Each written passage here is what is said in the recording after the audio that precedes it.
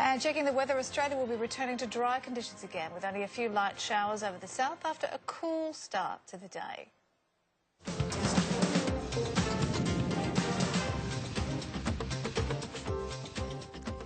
With an increasing number of children living in out-of-home care in Australia, the push is on for more people to become foster carers to look after children who have nowhere else to go.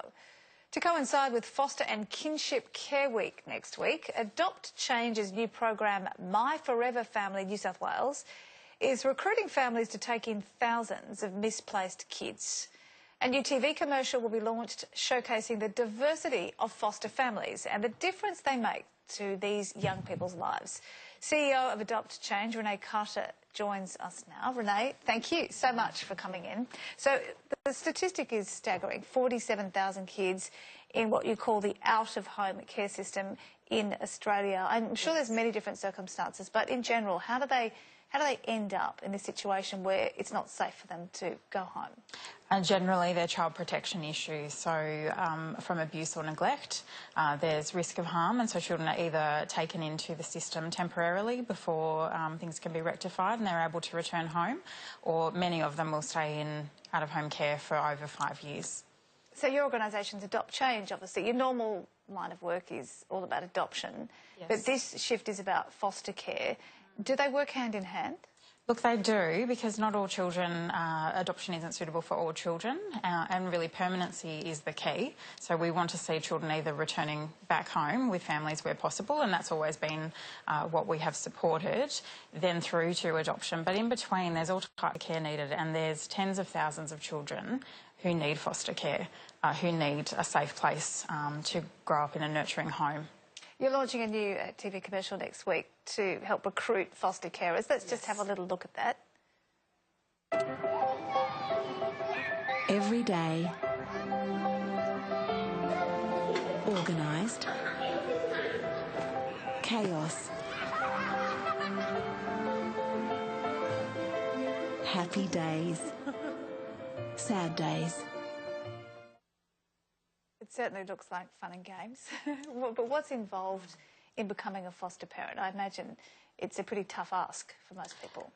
Look, it can be, but really it's around having everyday people in all different life situations open up their life for children. For some people that might be becoming a respite carer to provide care one weekend a month during their busy timetable, and for others it may be more intensive and longer term. And the children coming into care have suffered trauma, so it is really about understanding what type of care is needed, but it's really about providing those children who have suffered trauma with the everyday things. So tucking the child in at night, they know that they're going to be fed and well looked after, and having that ability just to be a child and play. What sort of age are we talking about with the children? Look, it's all ages, from, I guess, very young children through to late teens, but there is a great need for homes for children in sibling groups and children around the sort of 7 to 9 age bracket as well. It takes a really special person. You could see that even in that ad. Are they real people in that commercial?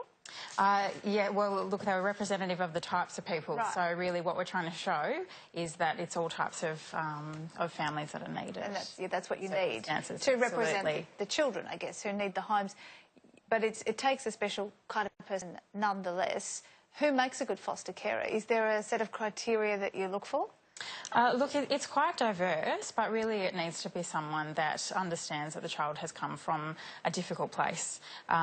Some of the carers, for example, that we need in particular are restoration carers, so that will have a child in their life for a number of months until the child can return home. So to understand that is a particular, I guess, ability to say, I want to work with this child and help them, but know they're going home. Others aren't in that position and don't feel that they could do that, and they're more inclined to sign up to be adoptive parents or guardians where the child stays with them long term. Would you find that that is the biggest turn-off for people becoming foster parents, that they don't want to get too attached to children and then have to send them back, so to speak?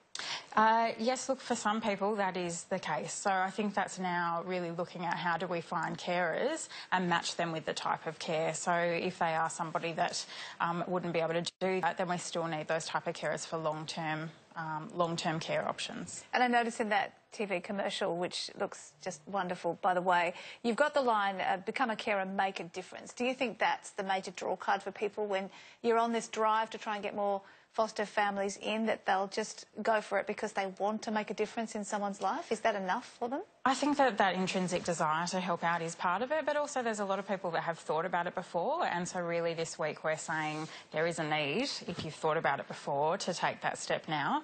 And the new program that we offer in New South Wales anyway is able to provide support throughout the process of being a carer, so it can be quite difficult at different stages, but there is support available as well during that journey. I did sort of ask you too, briefly, the number, the 47,000 children in out-of-home care, that number's on the rise significantly every year. Why is that? Look, it's really around child protection concerns, and so we have to make sure with all of this work, making sure that we've got foster carers and kinship carers available for children, is to also do the work in the early intervention and trying to keep more children at home in a safe way. All right, we will leave it there, but we wish you all the best for next week when you've got the big drive on and the push is on for more foster carers, and we hope that the most wonderful families come your way. Thank you. Thanks so much for your time.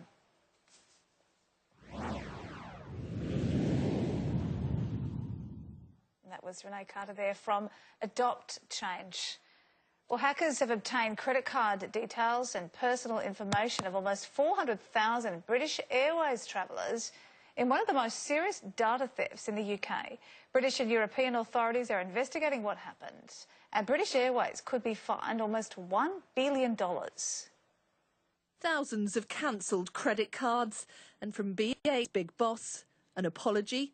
Very, very deeply sorry. Reassurances. So this particular threat has been neutralised. And a promise. The focus right now is our customers.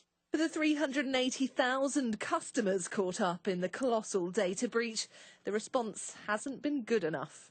I'm currently on vacation in India. Now I'm unable to use my credit cards, and I've been borrowing money from my friends and family. I'm from Egypt. I woke up this morning from an email from British Airways. British Airways don't understand is the inconvenience. I'm based in Moscow, and today morning I discovered that my financial data could be stolen. That really worried me. The specific times which the airline says customers were targeted for indicates that hackers didn't access BA's system. Instead, experts believe the data was intercepted during the booking process by malicious software. It would have allowed thieves to steal the details that included card numbers, BA's big boss, an apology. Very, very deeply sorry. Reassurances. So this particular threat has been neutralised.